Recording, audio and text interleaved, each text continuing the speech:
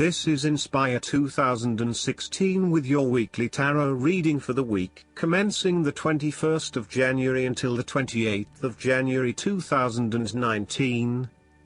The first card for you is representing, how do you feel about yourself? Your card is the King of Swords. There would be a male significant figure in your life, most likely from air signs, who has the courage and intellect to accomplish all that he desires. You need to adopt a very stern but fair role. You have clarity of mind and can perceive the truth right now, so you must take the lead with providing an objective point of view. You are well positioned to judge your situation appropriately and identify the limiting behaviors that are getting in the way. This is a time when you need to leave emotions out of it, and remain as objective and rational as possible. You may need to reason with others and be quite direct about what you are observing. You may be concerned that you are not being particularly caring or sympathetic, but at this point in time, this detachment is what is needed most. Similarly, the King of Swords encourages you to use your logic and intellect to navigate your path ahead. You will need to get to the heart of the matter, make firm and well-researched decisions, and ensure that you are firm but fair in your dealings with others. You need to be able to take any situation, look at it with total impartiality, and then come to a decision that is both fair and insightful. The second card for you is representing, what do you want most right now? Your card is the Four of Cups. What do you want most right now is change and a new beginning in any areas of your life. You are bored or dissatisfied with the status quo. You may be feeling disengaged, apathetic, or unmotivated. Life has become stale or flat and there is little that excites you anymore. To overcome this, the Four of Cups suggests a need to re-evaluate your situation and to look deep within your own psyche to find understanding and meaning. Turn your attention inward to find the truth for which you are searching. Avoid distractions and examine your heart and mind to gain clarity. There might be an offer has been presented to you, but you are holding off making any sort of decision or evaluation of that opportunity until you have had more time for reflection and consideration. Notice that while the man in this card has not accepted the offer being presented to him, he has not completely rejected it either. The cup will continue to be there and the decision to accept or reject it can be made at any point. For now, though, it is the time for contemplation, research and meditation. When all of the answers are in, and it feels right emotionally, then you can take action, but in the short term, you do not need to make an immediate choice. The third card for you is representing your fears. Your card is the Nine of Cups. You are afraid that your wishes are not materializing as expected. Your expectations may be unrealistic, or you may not be actively pursuing your dreams, instead hoping that they will manifest with little input or action from you. On a more emotional level, the Nine of Cups typically indicates a wonderful feeling of satisfaction you get from knowing that everything has fallen into place and you have everything you could imagine. However, there is a sense that there is still something missing deep down, and the inner fulfillment you have been seeking is still not present. There may be disappointments due to imperfections and mistakes, smugness, overindulgence, greed, superficial or materialistic values, shallowness, gluttony, and excessive preoccupation with gratifying your own desires, oftentimes at the expense of the needs of others.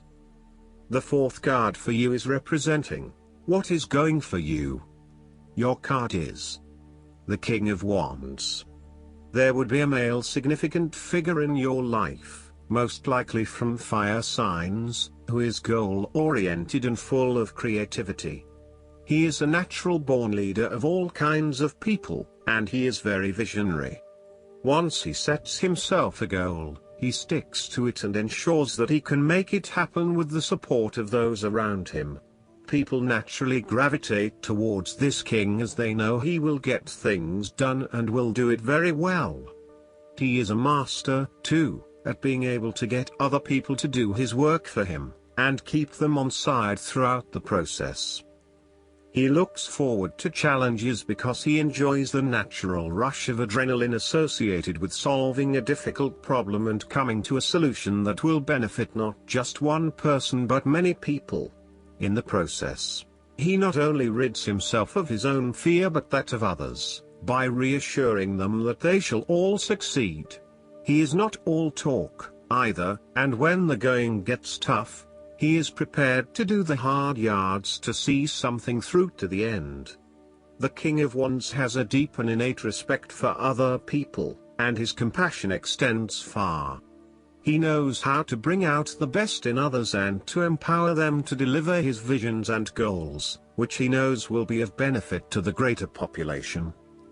The fifth card for you is representing what is going against you.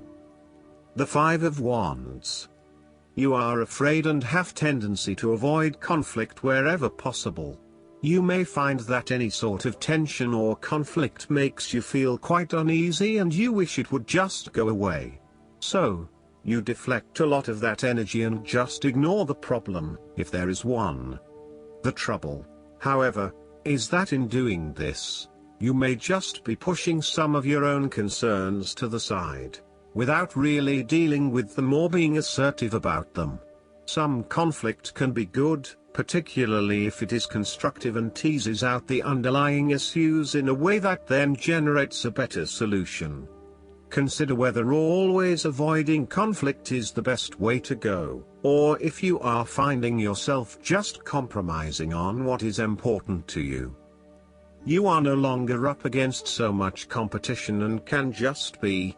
On more personal level, you have worked through your anger and hostility and you feel more secure in your relationships. You do not have to constantly prove yourself anymore. There is a realization that you do indeed need focus to achieve your goals. You have come through a period of scattered thought and random ideas only to find yourself in the same place you were when you started. You now acknowledge that if you are to progress your goals further, you must focus your attention on your key priorities and stay committed to your goal without considering even more possibilities or opportunities. The last card for you is representing the likely outcome that you may have. Your card is the Six of Pentacles.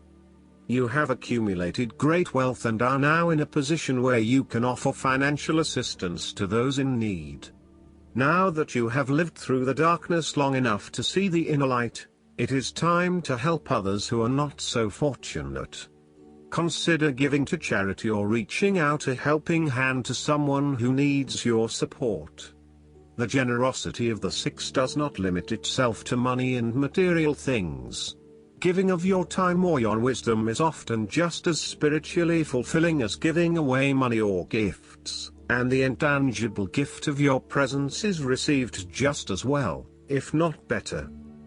You may also be inclined to make a loan to someone, on the premise that they will eventually pay you back once they are back on their feet. This is a loan built on trust and good faith, knowing that if you give something away, it will come back to you. Remember, though, that this is more about a short-term fix and not a sustainable solution towards self-sufficiency. So, think about how you can financially support your family or friends in a way that encourages them to stand on their own 2 feet eventually. Last but not least, the guidance card for you is no more complaining. This card is a clear reminder that complaining about finances or the economy is a sure way to manifest money worries. Complaining is an affirmation of victimhood, stating that someone else has power and control. To take back your own power, you'll need to avoid complaining or blaming. This doesn't mean that you should stuff down financial fears or pretend that everything's okay. Rather, the angels are guiding you to elevate your feelings and thoughts so that you can receive the support you need. Try this, Go a whole hour without complaining, silently or aloud, and notice how you feel. Then go another hour, and another. Work up to going 24 hours without complaining, as you build your faith and positivity. Just as complaining instantly attracts something new to complain about, so too does positivity attract wonderful experiences and feelings. You might even form a pact with a friend, whereby each of you points out when you hear the other one complaining.